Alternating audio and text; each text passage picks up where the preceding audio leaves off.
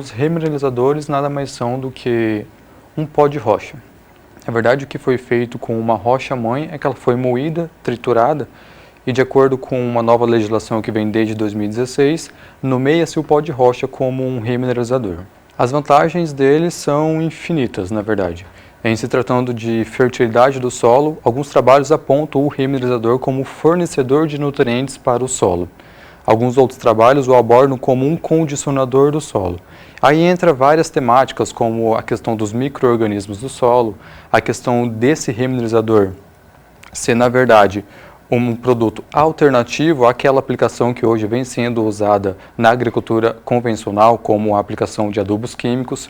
E ele surge então para a gente, como eu já disse, como uma alternativa, onde a gente pode usar os remineralizadores, seja em complemento ou seja em alternativa aos que a gente usa hoje em dia. A gente tem que se atentar hoje em dia à questão da importação de fertilizantes químicos que o Brasil tem hoje.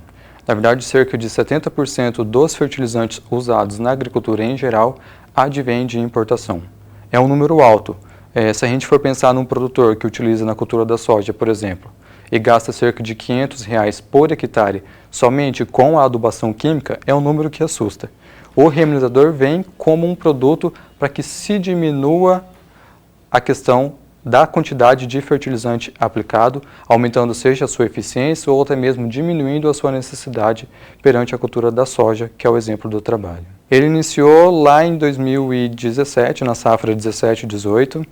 Então, como eu já disse, teve um primeiro contato entre a pedreira que queria testar o seu pó de rocha. Trata-se de um pó de rocha que ainda não foi certificado perante o MAPA, então ele está em processo de registro, então ele não pode ser chamado como remineralizador. Depois disso, eles queriam saber se o produto que eles tinham, se esse rejeito das rochas, da pedreira que eles tinham, era passível de ser utilizado na agricultura. Então houve esse contato entre o dono da pedreira e o meu orientador, onde nós pudemos fazer os estudos acerca do produto deles, aplicando ele na cultura da soja, que é uma das principais culturas aqui do estado, e a gente abordou algumas temáticas que são os usos convencionais do produtor aqui no estado. Aplicamos então o remineralizador em sistema de plantio convencional, em sistema de plantio direto, fizemos as suas aplicações no suco de plantio e fizemos as suas aplicações a lanço. Testamos 5 dosagens, de 0 a 3.200 kg por hectare do remineralizador, para que a gente pudesse difundir a aplicação desse remineralizador como boa diante dos dois sistemas de plantios mais aplicados aqui no estado e diante de duas técnicas, que são as aplicações no suco ou a lanço, para saber se o comportamento dele variava diante desses métodos e para saber qual que era a sua melhor aplicabilidade para o produtor rural, que é o objeto final do nosso experimento. A gente conseguiu, para um primeiro ano de cultivo, encontrar resultados favoráveis quando o remineralizador foi aplicado no sistema de plantio convencional. Então, quando ele é aplicado no sistema de plantio direto, que trata-se de uma técnica conservacionista muito mais usada hoje aqui no estado, ele teve algumas ressalvas, porque além dos micro-organismos do solo terem que solubilizar, mineralizar aquela palhada existente, ele ainda teve que fazer isso com o remineralizador, sobrecarregando esses micro-organismos do solo.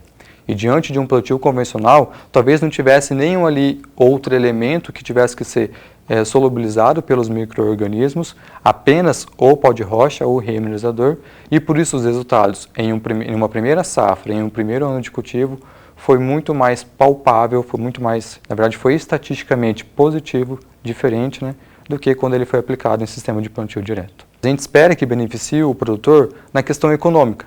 Muito porque quando se utiliza o remineralizador, os custos são muito mais baixos do que quando se utiliza um adubo convencional.